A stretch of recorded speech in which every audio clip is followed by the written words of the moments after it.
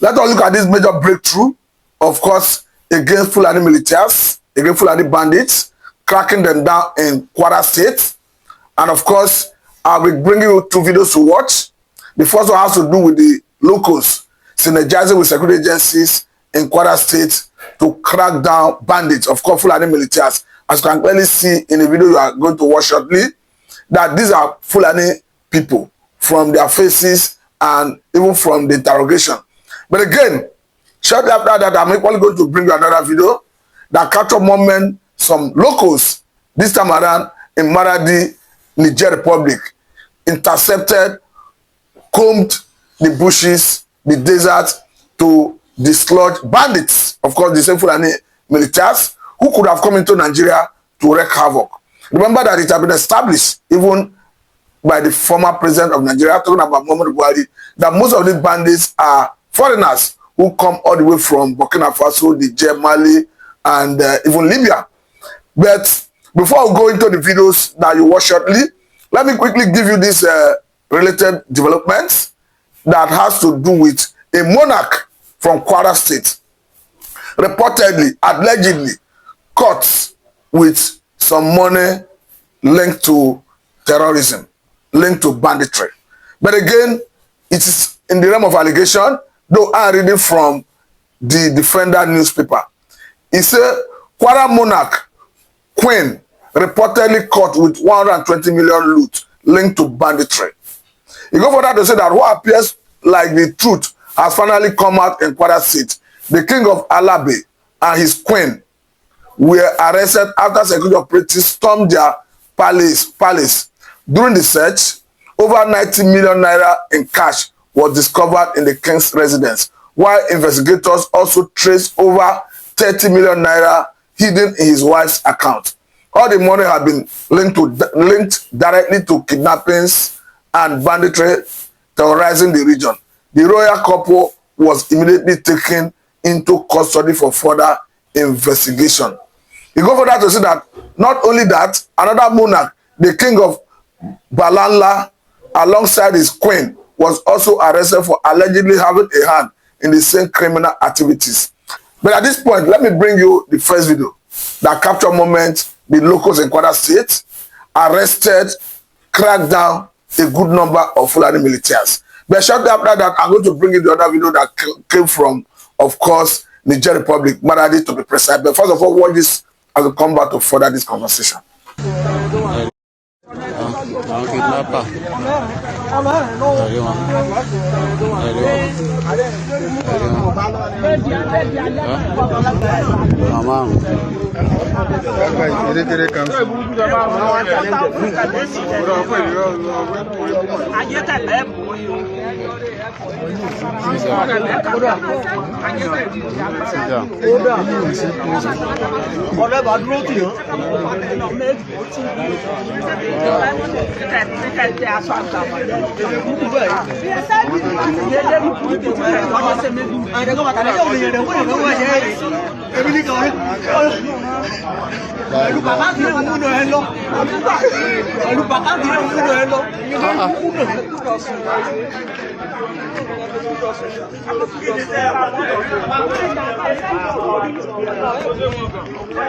Can't waste you want that no. Me, just only. Okay, now they carry them. They go. Which Okada? Me Sunanka. Mama Bello.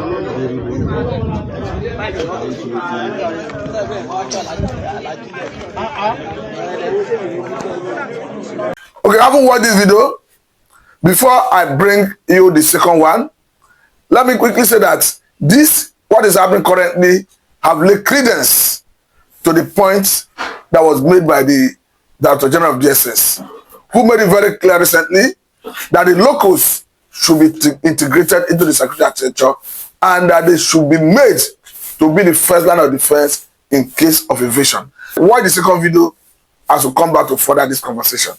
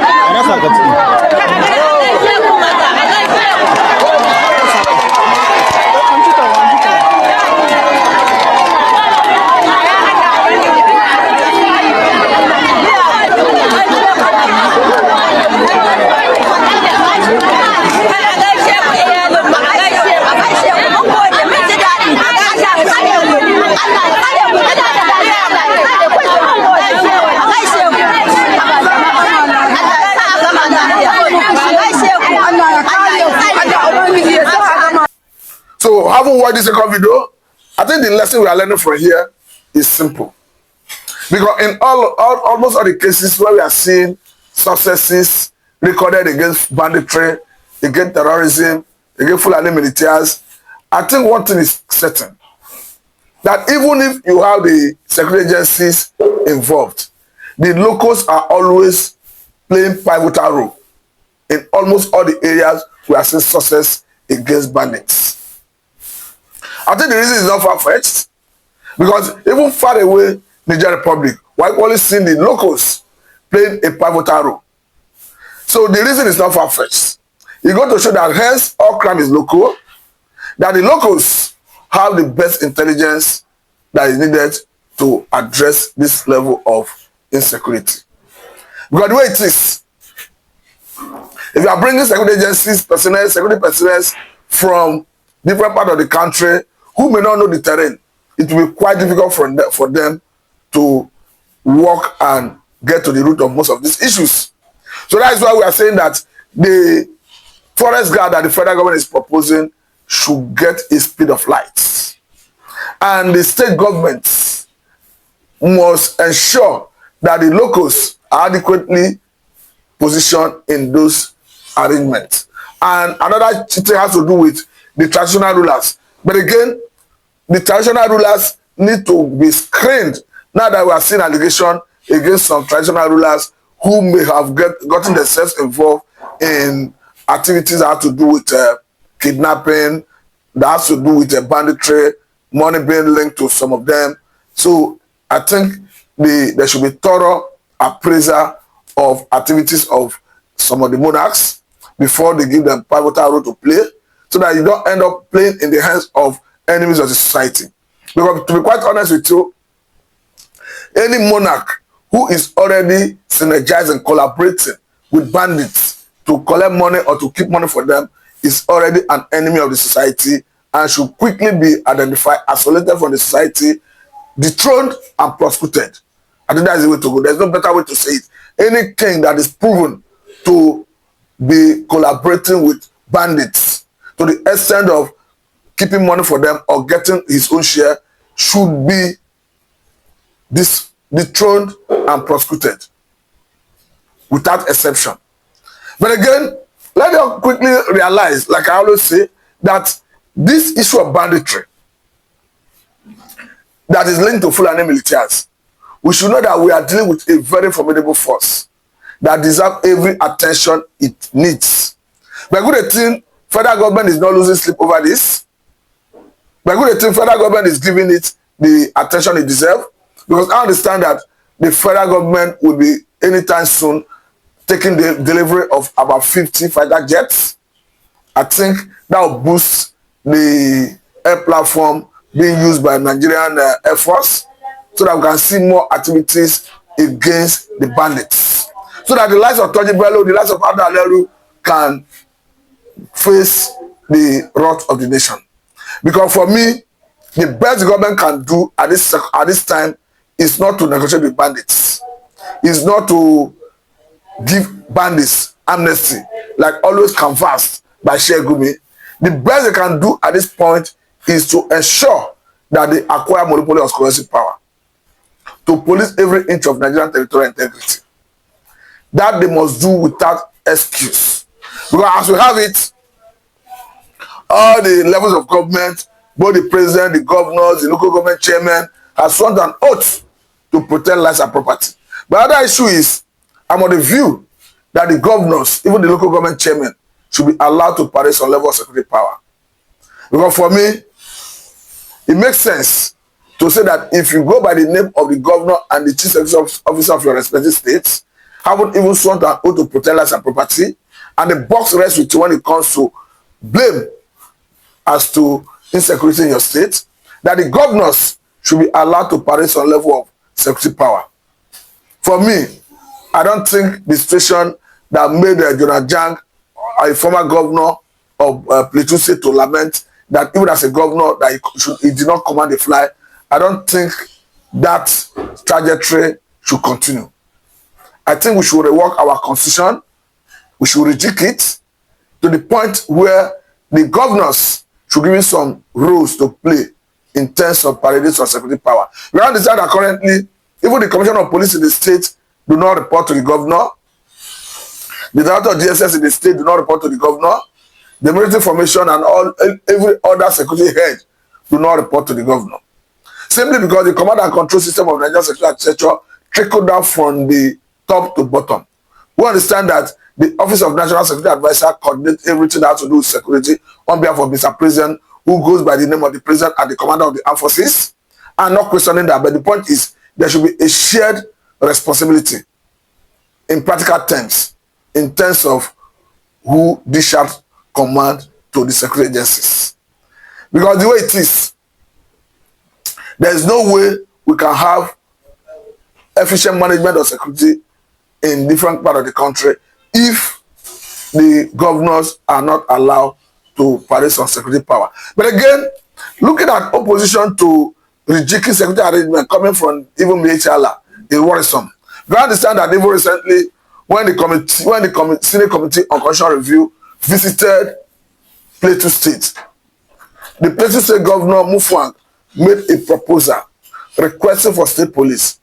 It was unfortunate and disheartening seeing that Mietiala from that state rejected it, opposed it. So that's why at times we will tell the federal government that they should ask the Mietiala some questions.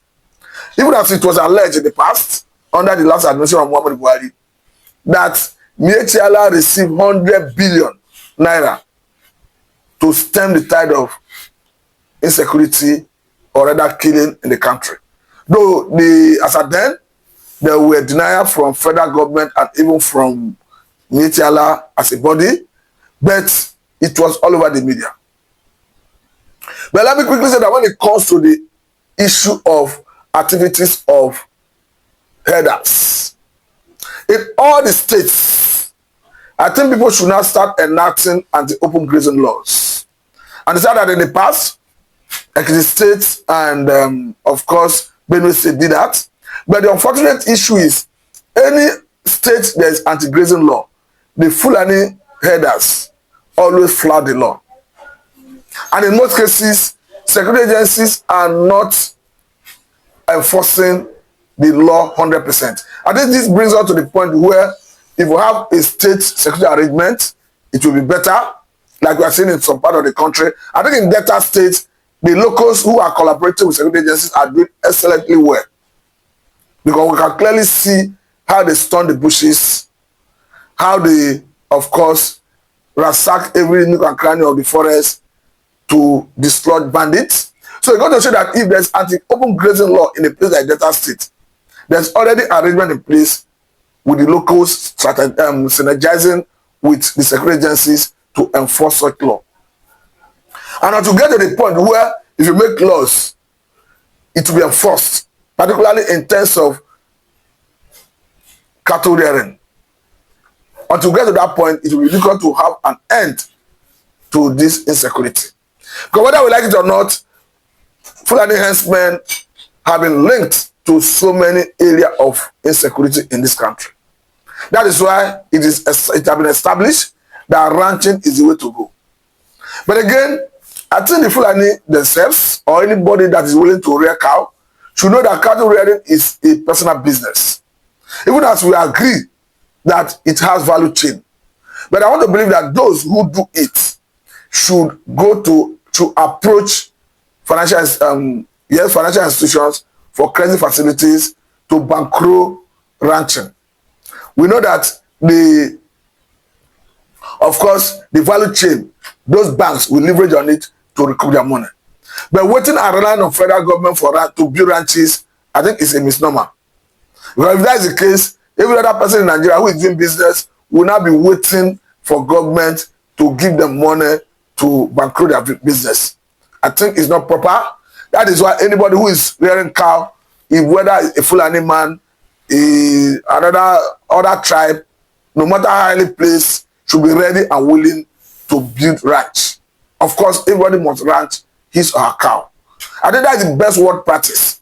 Not just because of even destruction of crop, because I saw, like in a place like Abuja, or even a place like Lagos, on the street, seeing cows roaming about. I think this have been overtaken by events. The idea of carrying cow on the streets has been overtaken by events. It's no longer fashionable, and we should not be encouraging that in this 21st century. The best word practice is ranching. And when we go for ranching, of course, the Fulani herders and every other person that is ready to rear cow should be ready to ranch his or her cow. But again, let me briefly talk about another issue that have to do with the unwillingness of northern leaders to train their children in school, which is now having direct bearing on insecurity, particularly in the north. And this thing is already a concern for everyone, because the insecurity we hit out here, or rather the activities of bandits we hit out here in the north, is already here with us in the southern part of the country. Better still, it's already been exported to the southern part of the country. And the money the federal government would have used to develop other areas of human endeavor, other sectors of the economy, is now being channeled into fighting insecurity. That is why I always maintain that the federal government should know that patriotic Nigerians are behind them in their quest to sanitize the society and make sure bandits no longer operate in our society. It doesn't matter the opinion of Chegumi and his likes. It doesn't matter the opinion of Toji Bello, who I say more the wicked, as is written, that the wicked must not go unpunished, that he must not go unpunished. It doesn't matter the opinion of someone like Ada Eleru. I must clearly say that he must not go unpunished.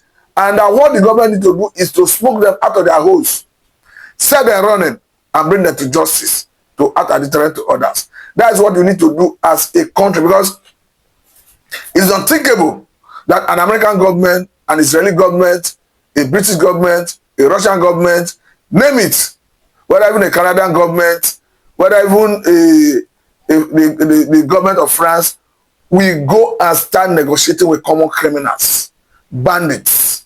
There are circumstances the government can negotiate. But I think that purely when perhaps her citizens are in captivity, it's understandable. Like when the Chibok girls were in captivity, when the Dapchi girls were in captivity, it's understandable. You can negotiate for their safety. You can even pay money if rescuing them will endanger their life.